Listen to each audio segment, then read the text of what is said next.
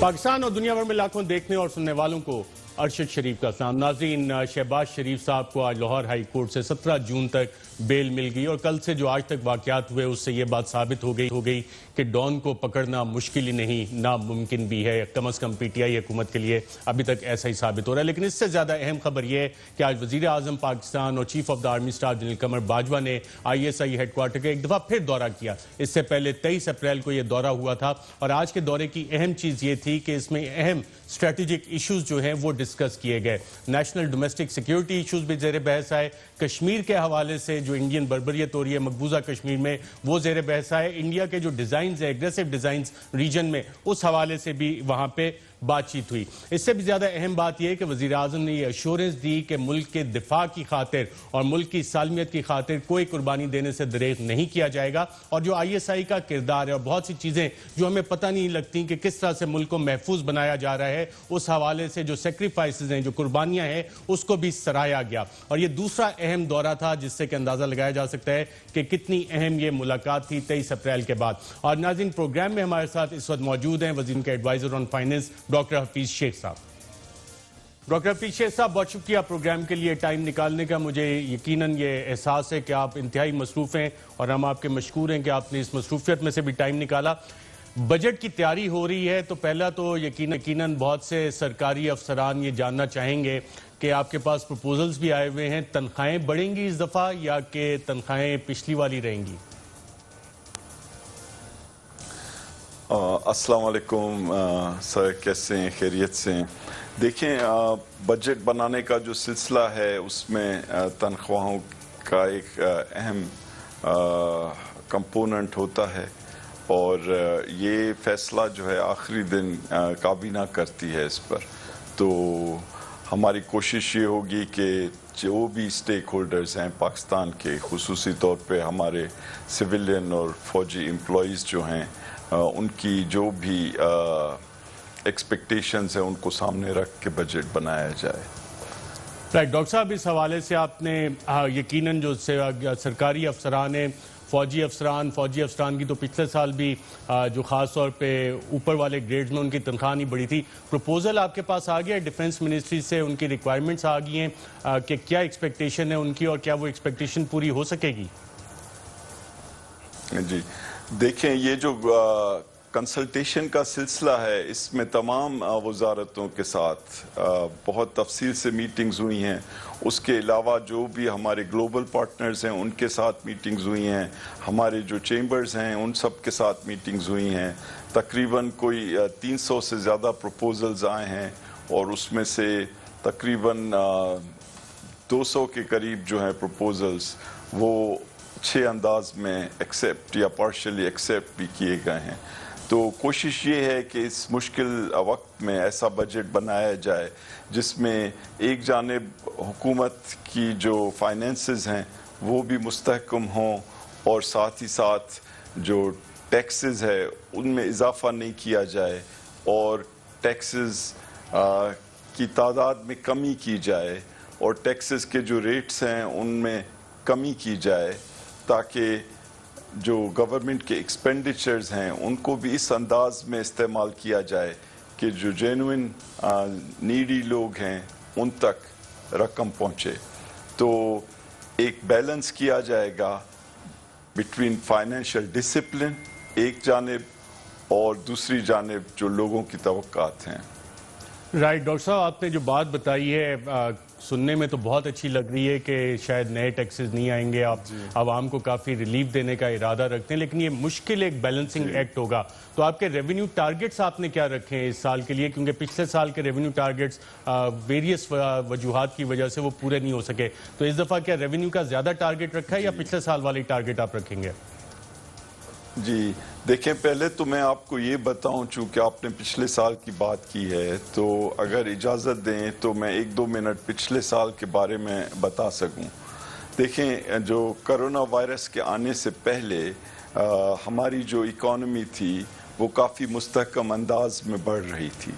जो पिछले माजी के कर्ज लिए हुए थे वो हमें पे करने थे इस साल 2700 अरब रुपए। तो पहले तो वो पे किए गए। उसके बाद جو اہم چیز تھی کہ ہم اپنے اخراجات کو کس طرح کنٹرول کریں، تو ہم نے سارا سال اسٹیٹ بینک سے 1 ٹکا بھی قرض نہیں لیا. ہم نے سارا سال ایک بھی سپلیمنٹری گرانٹ کسی بھی ادارے کو، کسی بھی محکمے کو، کسی بھی منسٹری کو نہیں دی. اور اس کی وجہ سے ہم نے جو پرائمری بیلنس ہے پاکستان کا، کوئی 10-15 سال کے بعد پہلی بار اسے پازیٹیو کیا. یعنی ہمارے جو اخراجات تھے ان کو ہم نے اپنی آمدنی سے کم رکھا. اور پھر آپ نے دیکھا کہ 5 سال جو پچھلے گزرے تھے اس میں ایکسپورٹس جو تھی وہ بالکل ہماری 0% پہ بڑھی تھی. اور اب اس سال ہم نے کافی انسینٹیوز دے کے ان کو بڑھایا. اور احساس پروگرام اور دوسرے جو سوشل سیفٹی نیٹ کے پروگرامز ہیں اس میں ہم نے تاریخی اضافہ کیا. بجٹ میں کو تقریباً دگنا کیا، 192 ارب. اور ہم نے بہت بڑی تعداد میں لوگوں کو ایک اچھے شفاف انداز میں پیسے دیے. تو ان تمام چیزوں کا ایک اچھا اثر جا رہا تھا. اور ٹیکسز جو ہیں اس کی کلیکشن میں جولائی سے لے کر فیبروری تک کرونا سے پہلے 17% اضافہ ہو رہا تھا. اور اگر آپ امپورٹس جن کو ہم نے جان بوجھ کے کم کیا، اگر اور اس کی وجہ سے ہمارے ٹیرفس کی آمدنی میں ٹیکسز میں کمی ہوئی، اگر اس کو ایڈجسٹ کر لیں تو ٹیکسز 27% بڑھ رہے تھے. لیکن کرونا کے آنے کے بعد ہمارے ریونیوز بھی گرے. ہماری آمدنی جو یعنی اس ملک کی جی ڈی پی جسے کہتے ہیں، جو اس ملک کی پوری آمدنی ہے، جو 3% اضافہ ہونے جا رہا تھا، اب اس میں تقریباً 5% کمی کے بعد، کوئی 4% کمی کے بعد اب وہ -1% ہوگی اس سال کے لیے. تو بالکل آپ کی بات درست ہے کہ ہمیں اس وقت جو ہماری ترجیحات ہیں، نمبر 1 یہ ہے کہ جو کرونا کی وجہ سے لوگ دقت میں آئے ہیں، ہمارے عام شہری اور ہماری بزنسز، ان کو ہم جلد سے جلد پیسہ یعنی لیکوڈیٹی ان کے ہاتھ میں پہنچائیں. اور اسی لیے کوئی 1.60 کروڑ لوگوں کو احساس پروگرام کے تھرو پیسے ایک اچھے انداز میں پہنچائے جا رہے ہیں. اور ان میں سے 1 کروڑ کوئی 20 لاکھ لوگوں کو پیسے دیے جا چکے ہیں. ساتھ ہی ساتھ کئی طرح کے پروگرام شروع کیے گئے کہ جس میں ہماری بزنس تک بھی لیکوڈیٹی پہنچے. اور جو بزنس جس کا قرض جو ہے اب ڈیو ہے اس کو 1 سال مؤخر کیا گیا ہے. اور اس میں کوئی 6 لاکھ لوگ ابھی تک اس سے مستفیض ہو چکے ہیں. سملرلی جو پے رول کے لونز ہیں وہ بہت سستے دام پہ دیے جا رہے ہیں تاکہ ورکرز کو نہیں نکالنے میں کوئی آسانی ہو اور ان کو مینٹین کیا جا سکے. اسی طرح سے ایگریکلچر میں پیسے دیے جا رہے ہیں. تو اب جو آنے والا سال ہے اس میں ہمیں ٹیکس تو کلیکٹ کرنے ہوں گے، لیکن اس انداز میں کرنے ہوں گے کہ وہ ہماری جو بزنسز ہیں ان پہ زیادہ بوجھ نہ پڑے اور ہماری جو اکانومی ہے اس میں کانٹریکشن کی بجائے ایکسپینشن ہو، یعنی اس کو بڑھنے میں آسانی ہو. تو قدرتی بات ہے اگر ٹیکسز ہم کلیکٹ نہیں کریں گے تو اپنے ہم جو ماضی کے لیے ہوئے قرض ہیں وہ بھی پورے نہیں کر سکیں گے اور اپنے لوگوں کے جو ضروریات ہیں وہ بھی پوری نہیں کر سکیں. تو یہ ڈاکٹر صاحب آپ نے سارے اقدامات بھی بتائے، اس میں سمپل نئے ٹیکسز مزید لگائے جائیں گے یا نہیں؟ نئے ٹیکسز نہیں لگائے جائیں گے. یہ خوشخبری میں آپ کے اس پروگرام کے تحت اپنے پاکستان کے شہریوں تک پہنچانا چاہتا ہوں. رائٹ. اچھا ڈاکٹر صاحب، آپ نے قرضوں کا ذکر کیا، پاکستان پہ جتنے قرضے ہیں اور اس میں آپ نے کہا اسٹیٹ بینک سے بھی نہیں لیے، تو حکومت پاکستان کے جو قرضے ہیں ابھی وہ کہا جا رہا ہے کہ پچھلے سالوں سے کافی زیادہ ہو گئے. تو یہ کمرشل بینکوں سے قرضے لیے گئے اور کیا ہمیں ڈیفرمنٹ ملی ہے 1 سال کی قرضوں کی، اور وہ کتنی ڈیفرمنٹ ہے اور اس سے معیشت کو کیا فائدہ ہوگا؟ جی دیکھیں، یہ بہت اچھا سوال ہے سر، اور میں اس کا جواب اس طرح سے دوں گا کہ تقریباً 36 ٹریلین کے قرضے ہیں جو ہمارے اس ملک کے اوپر لیے گئے ہیں. اور جو واپسی کی جو رفتار ہے اس میں اس سال تقریباً 2,700 अरब जो है वो इस साल हमें वापस करना था। अब आप अंदाज़ा इस तरह से करें कि अगर total federal board of revenue जो जमा करती है वो 3,800 अरब है और उसमें से तकरीबन 60% जो है वो सूबों को और आज़ाद जम्मू एंड कश्मीर और गिलगित बल्तिस्तान वगैरह को मिला के चला जाता है। तो 2,500 के करीब उस 3,800 में से दिए जाते हैं। तो अब फेडरल गवर्नमेंट के पास बच जाते हैं तकरीबन 1,300 और अगर हम दूसरे जो नॉन टैक्स रेवेन्यूज़ हैं मिला लें तो ये बन जाते हैं तकरीबन 2,000 अरब के करीब। अब पहले दिन 2,700 अरब जो हैं वो कर्ज़ों की किस्त आपने वापस करनी है, जबकि आपकी टोटल आमदनी जो है सूबों को देने के बाद 2,000 अरब होती है। तो कुदरती बात है, एक सिचुएशन ऐसी है कि जिसमें आपको मज़ीद बोरोइंग करनी पड़ती है। तो इसके लिए बहुत ज़रूरी है कि हम टैक्सेस भी अच्छे अंदाज में कलेक्ट करें, अपने अखराजात को भी ज़बरदस्त अंदाज में डिसिप्लिन से रोकें और इस सिचुएशन से हम निकलें। राइट, तो इंटरनेशनली भी हमें कोई रिलीफ मिला है? प्राइम मिनिस्टर साहब ने इंटरनेशनली तमाम ममालिक को कहा था जो डेवलपिंग ममालिक हैं उसको रिलीफ दिया जाए, तो हमारे कितने अमाउंट के कर्जे साल के लिए डेफर हुए हैं?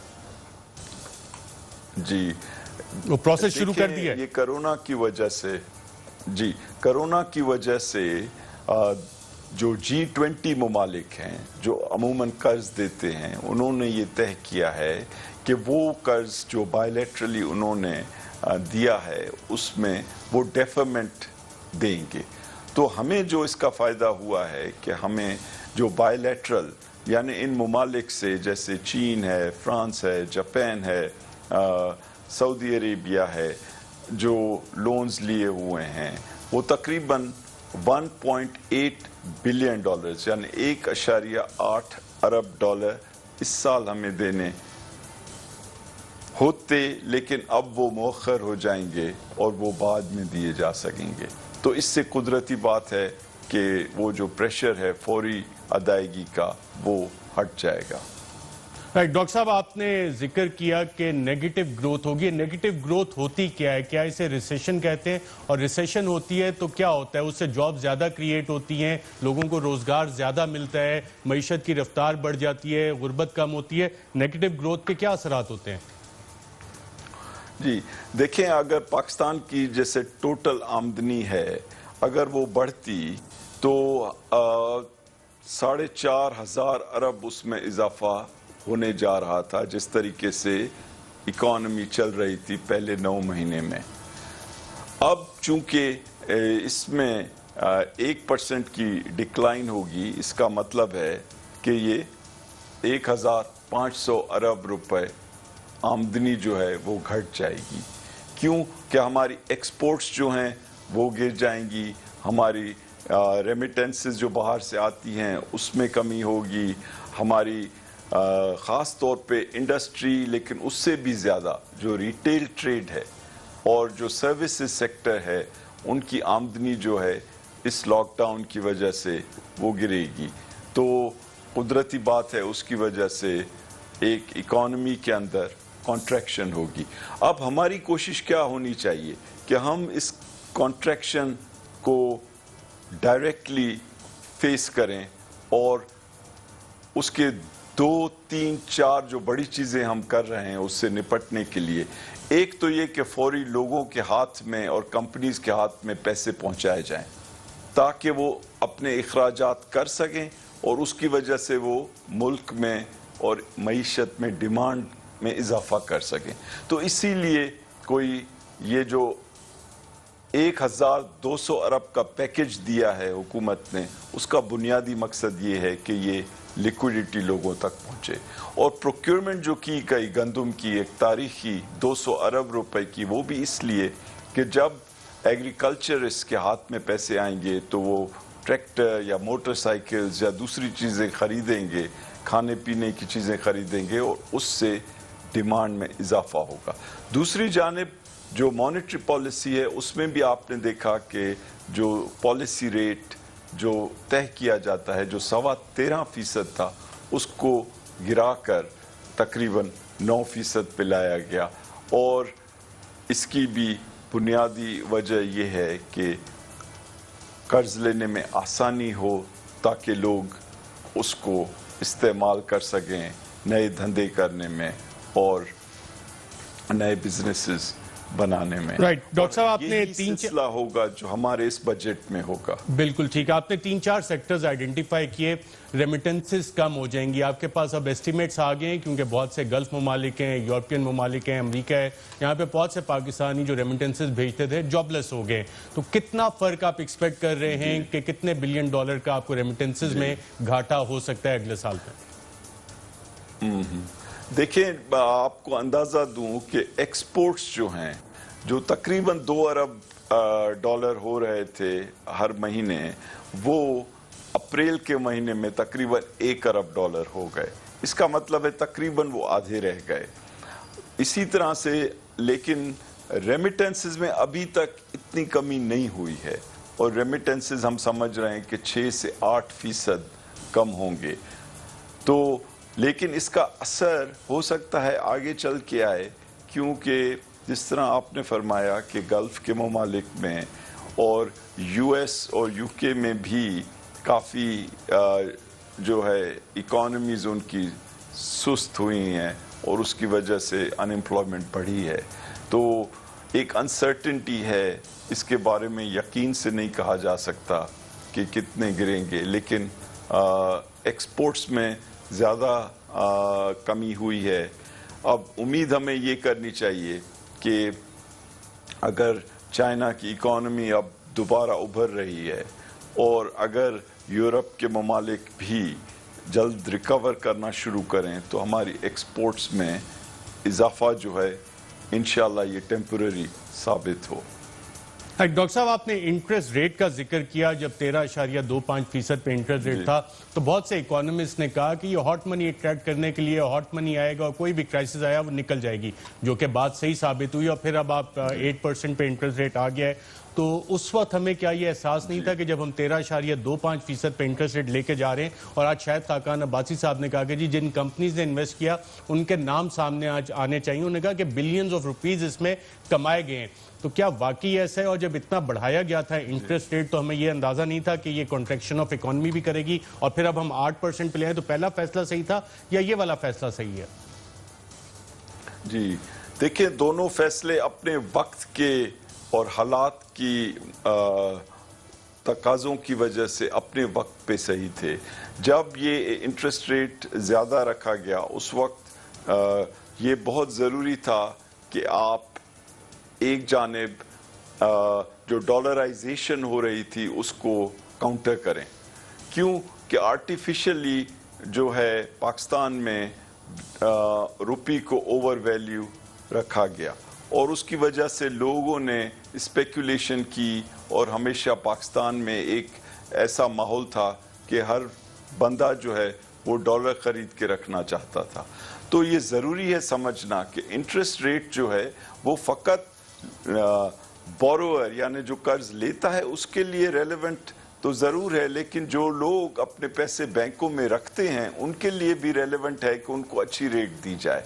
और अगर रुपयों के अंदर रेट अच्छी होगी तो वो डॉलर्स की तरफ ज़्यादा इतना माइल नहीं होंगे, क्योंकि ये पाकिस्तान के अंदर बहुत ज़रूरी था कि हम डॉलराइजेशन की तरफ से बढ़ें। दूसरी चीज़ ये कि अगर इन्फ्लेशन बहुत ज़्यादा है तो मॉनेटरी पॉलिसी जो है उसके पास ये इंस्ट्रूमेंट है कि वो डिमांड को कम करे, क्योंकि इन्फ्लेशन पे अगर प्रेशर पड़ रहा है ज़्यादा डिमांड का, तो वो मॉनेटरी पॉलिसी में अमूमन जो तरीक़ाकार है वो इंटरेस्ट रेट को ज़्यादा रखा जाता है। लेकिन जब इकॉनमी में कॉन्ट्रैक्शन होने जा रही है तो फिर सेंट्रल बैंक यानी स्टेट बैंक ऑफ पाकिस्तान जो है हमारी, जिसकी ये बुनियादी जिम्मेदारी है इंटरेस्ट रेट्स को तय करना, उन्होंने उसमें बतदरीज कमी की है। और जहाँ तक ये हॉट मनी का सिलसिला है, तो देखें सर, इसमें क्या हुआ है कि जितने भी जो डेवलपिंग मुल्क हैं, जब ऐसी सिचुएशन हो कि इतनी ज़्यादा अनसर्टेनिटी हो, तो जो भी फॉरेन एक्सचेंज या ये कैपिटल है वो सेफ हेवन्स की तलाश में होता है, यानी वो उन ममालिक में जाना चाहता है कैपिटल जिनके फाइनेंशियल इंस्टीट्यूशंस बड़े मजबूत हैं, जो जहाँ पे पैसे सेफ समझे जाते हैं। तो ये एक पाकिस्तान से लिंक्ड ऐसी चीज़ नहीं है, ये तमाम इमर्जिंग ममालिक के अंदर इस वक्त जो कैपिटल था इस तरह का वो सेफर हेवन्स की तलाश में है। लेकिन साथ ही साथ आपको ये भी याद होगा कि ये जो हमारा साल गुजर रहा है इसमें पाकिस्तान में फॉरेन डायरेक्ट इन्वेस्टमेंट में 100% से ज़्यादा इजाफा हुआ।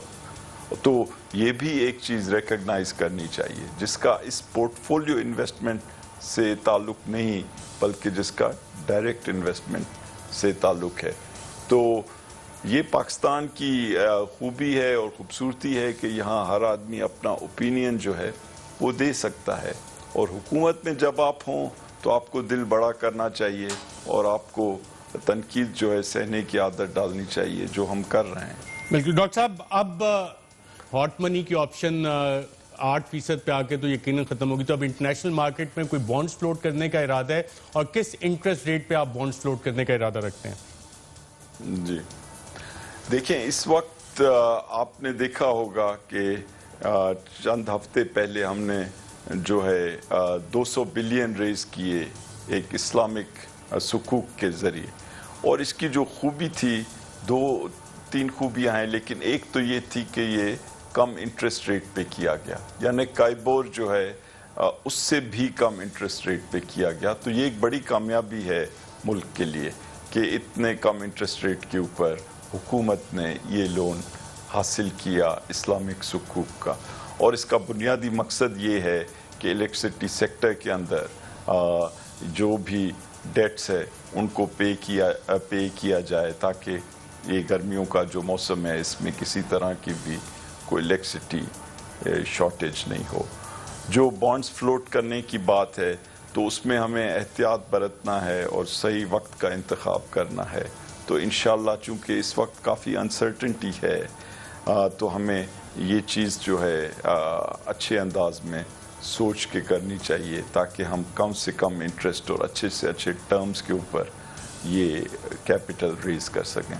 डॉक्टर साहब, आपने इस्लामिक सुकूक का जिक्र किया, कितने बिलियन रुपए आपने इससे रेज किए, और ये सर्कुलर डेट रिटायर करने के लिए इस्तेमाल होगा? कितना अमाउंट अभी आप देंगे पावर कंपनीज को, पावर सेक्टर को, और ये जो अमाउंट है कब तक डिस्पर्समेंट इसकी स्टार्ट हो जाएगी? जी ये 200 बिलियन है, और इसका मकसद पावर मिनिस्ट्री के जो एफर्ट्स हैं उनको मज़ीद बेहतर करना है, और ये फौरी तौर पे इसकी जो है डिस्ट्रीब्यूशन वो लोग करेंगे, डिस्पर्समेंट करेंगे, ताकि लिक्विडिटी लोगों के पास आए और किसी तरह की भी शॉर्टेज नहीं हो।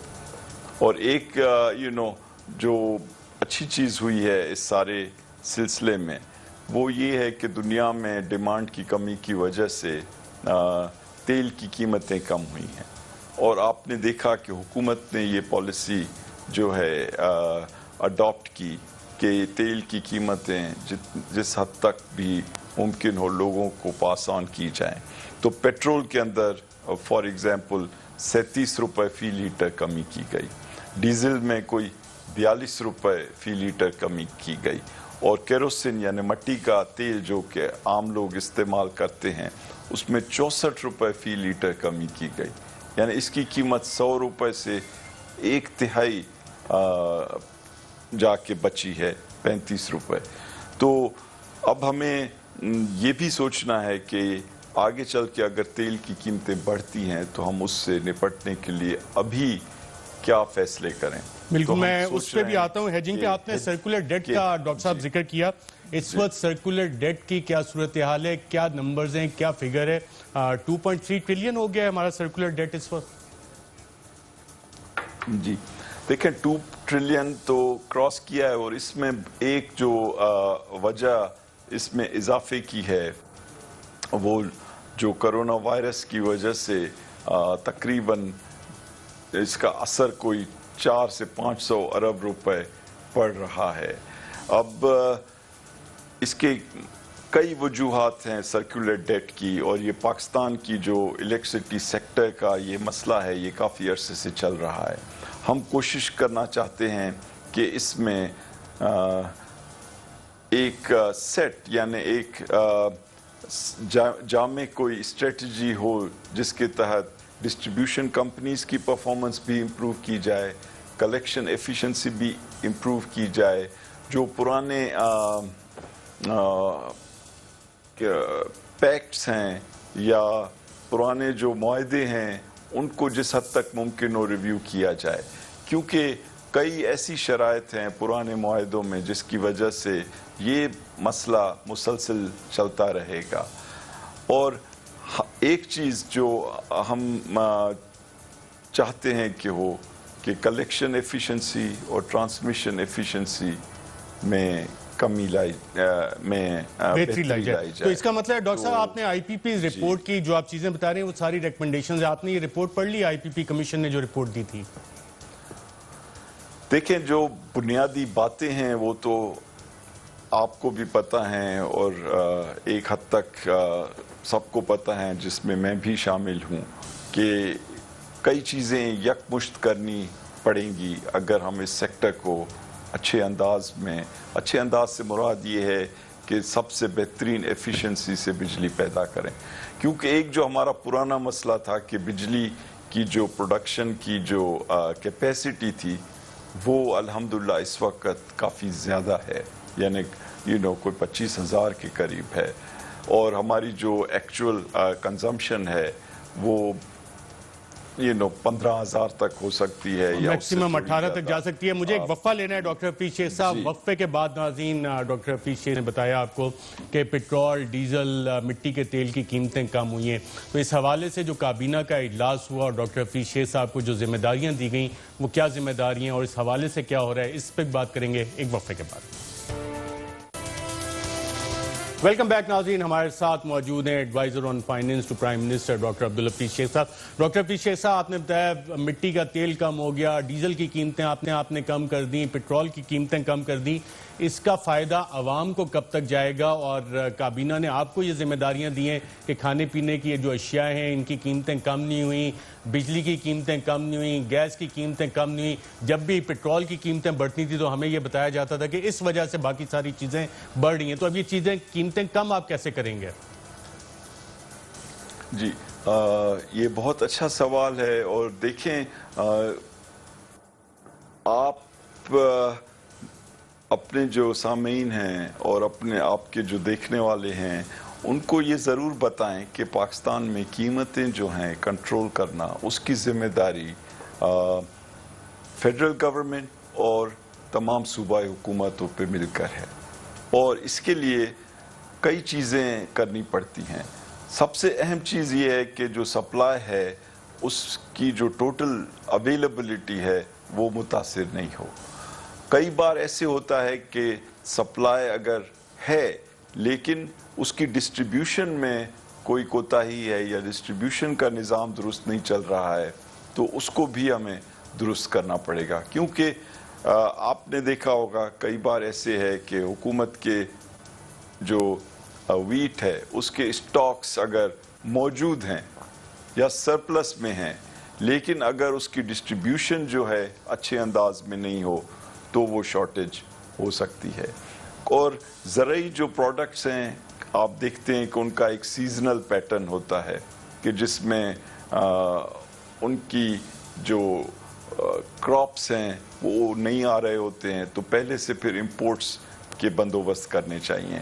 تو یہ تمام چیزیں جو ہیں اس میں فیڈرل اور پروونشل گورنمنٹس اور ڈسٹرکٹ ایڈمنسٹریشن کا رول ہوتا ہے.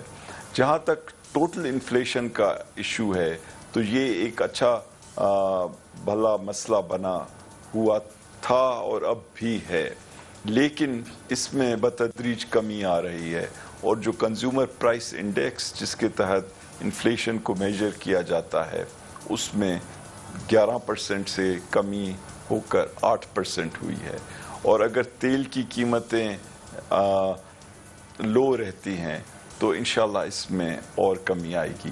حکومت نے یہ تھنکنگ جو ہے पेट्रोल की कीमतों के गिरने के बाद ट्रांसपोर्टर्स को भी हिदायत दी हैं कि ये ज़रूर रिफ्लेक्ट हों उन कीमतों में जो कि ट्रांसपोर्टर्स चार्ज कर रहे हैं।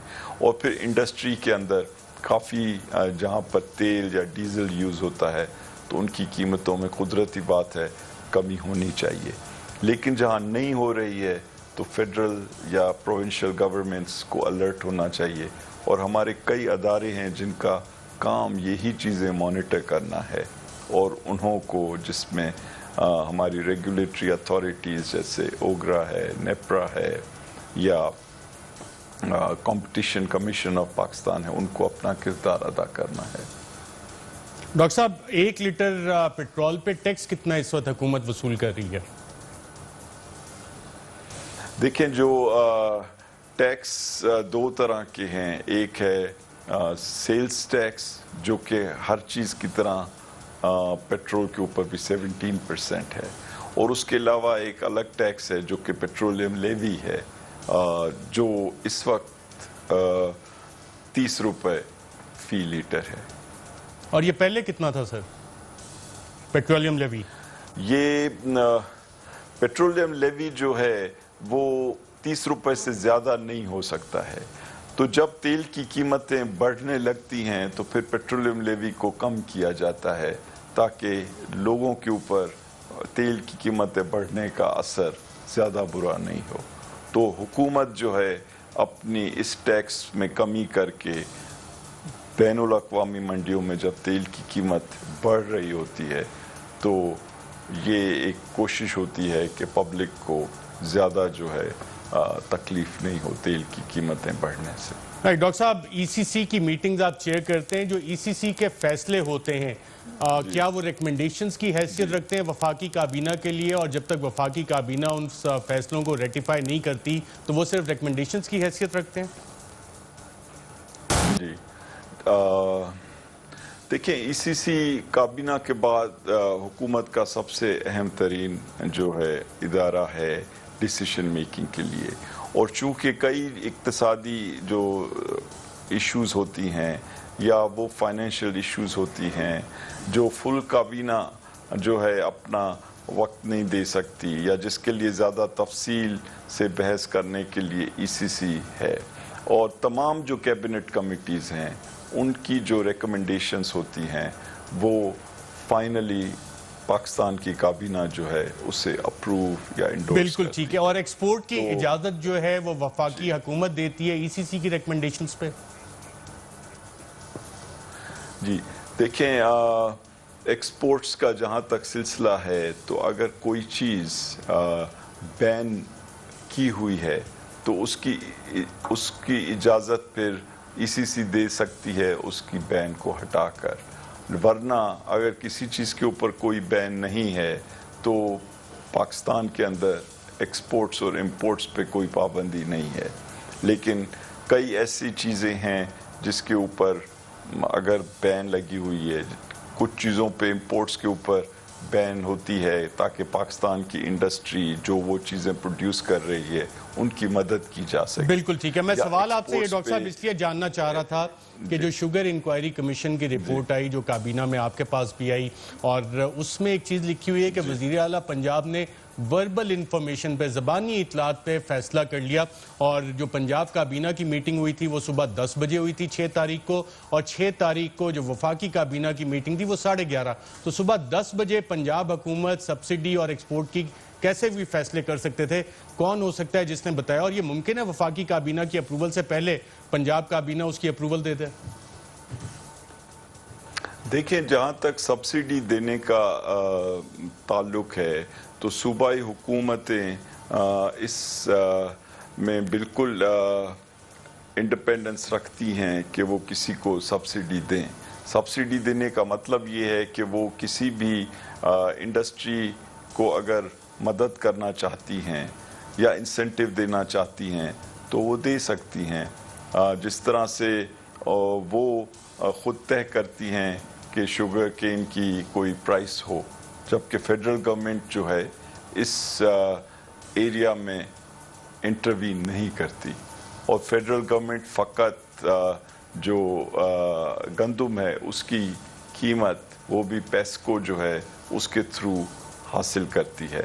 لیکن جہاں تک گندم کی پروکیورمنٹ ہے اس میں بھی جو بنیادی پلیئرز ہیں وہ ہماری صوبائی حکومتیں ہیں جو اپنے لیے فوڈ سیکیورٹی کی وجہ سے پروکیور کرتی ہیں. اور آپ نے دیکھا ہے کہ اس سال خاص طور سے فوڈ سیکیورٹی کے لیے کی وجہ سے ایک تاریخی اماؤنٹس جو ہیں گندم کی پروکیور کی گئی ہیں. لیکن یہ تو آپ 280 بلین پچھلے بجٹ میں اناؤنس کر چکے تھے ڈاکٹر حفیظ شیخ صاحب, جو 280 بلین ابھی دوبارہ کرونا ریلیف کے نام پہ کیے. یہ فگر تو پچھلے سال بجٹ کی سپیچ میں موجود تھی جو پارلیمنٹ کا ریکارڈ بھی ہے. اب آپ نے کہا یہ صوبائی معاملات ہیں, ویٹ کا ہو گیا, شوگر ان کی مرضی ہے دیں, تو پھر آپ کی جو ذمہ داری لگائی گئی ہے کہ یہ قیمتیں کم کریں, گندم کی رپورٹ آ گئی قیمتیں کم نہیں ہوئی, چینی کی رپورٹ آ گئی چینی کی قیمتیں کم نہیں ہوئی, ذمہ داری آپ کی لگا دی گئی, تو آپ کیسے اب یہ کم کروائیں گے؟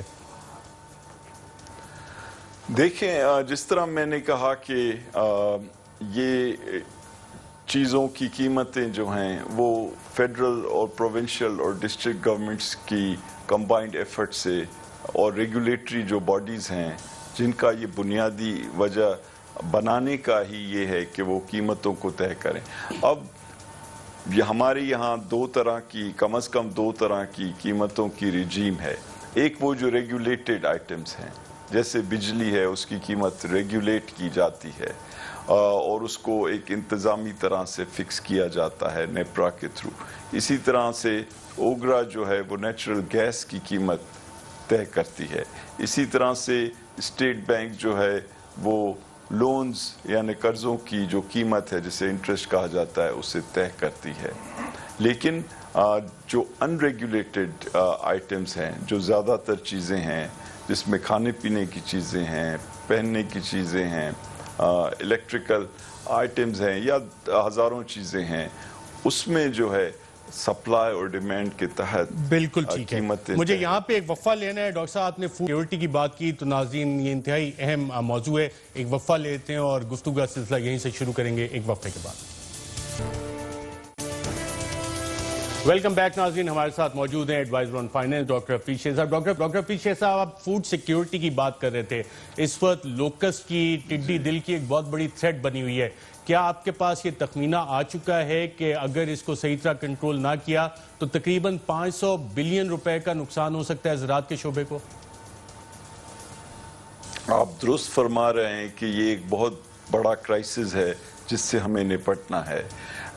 اچھی چیز جو ہے وہ یہ کہ حکومت نے جو انسٹیٹیوشنل ارینجمنٹس ہیں اس سے نپٹنے کے لیے وہ طے کیے ہوئے ہیں, اور ایک نیشنل باڈی ہے جو جنرل معظم صاحب ہیڈ کر رہے ہیں, اور سملرلی NDMA ہے جو جنرل افضل صاحب ہیڈ کر رہے ہیں, اور ہماری فوڈ سیکیورٹی کی جو منسٹری ہے جو فخر امام صاحب ہیڈ کر رہے ہیں. یہ مل کر اس چیز سے ڈیل کرنے کی کوشش کر رہے ہیں, اور تقریباً ہزاروں لوگ ہیں ہماری آرمڈ سروسز کے جو اس ایفرٹ میں انوالو ہیں. رائٹ, صوبائی حکومت یہ اس کو ڈیل کریں. میرے پاس وقت کم ہے. ایک اور سوال, اب آپ نے آرمڈ فورسز کا ذکر کیا تو لاسٹ ایئر ڈیفنس بجٹ بڑھایا نہیں گیا تھا. انڈین تھریٹ بھی ہے, فیبرری میں بھی ہم نے دیکھا کہ انڈین ڈیزائنز کیا تھے. آج بھی وزیراعظم کی بریفنگ ہوئی ISA ہیڈ کوارٹر میں, اور جو ریجنل تھریٹس ہیں اس حوالے سے بتایا گیا. تو ڈیفنس بجٹ کتنا آپ کا بڑھانے کا ارادہ ہے ویزاوی جو تھریٹس ہمارے سامنے اس وقت؟ جی دیکھیں, یہ بات تو یقینی طور پہ ہر ایک کو جاننا چاہیے کہ پاکستان کی نمبر 1 ترجیح پاکستان کا دفاع ہے, اور اس میں کسی طرح سے کوتاہی نہیں کی جا سکتی, اور اس میں کوئی ایسا انداز نہیں لیا جا سکتا کہ پاکستان کے دفاع کو کمپرومائز کیا جائے. تو جو بھی بجٹ بنے گا اس میں this will continue to remain. Number 1 goal is the security اور prosperity. بڑھایا جائے گا اس دفعہ, اور ریکوائرمنٹ جو آئی ہوئی ہے وہ آپ میٹ کر سکیں گے؟ جی انشاءاللہ جو بھی بجٹ طے ہوتا ہے وہ افواج پاکستان اور پرائم منسٹر صاحب اور سب لوگ مل کے طے کرتے ہیں. تو اس میں نیشنل سیکیورٹی جو ہے وہ اولین ترجیح ہے ہماری, اور وہ بجٹ میں ریفلیکٹ ہوگی. تو بڑھایا جائے گا اس کا مطلب ہے کنسیڈرنگ دا تھریٹس. انشاءاللہ جو بھی ضرورت ہوگی وہ پوری کی جائے. رائٹ. ڈاکٹر حفیظ شیخ صاحب بہت شکریہ پروگرام کرنے کا. ناظرین آج کے پروگرام میں اتنا ہی. اجازت دیجیے گا. اللہ حافظ.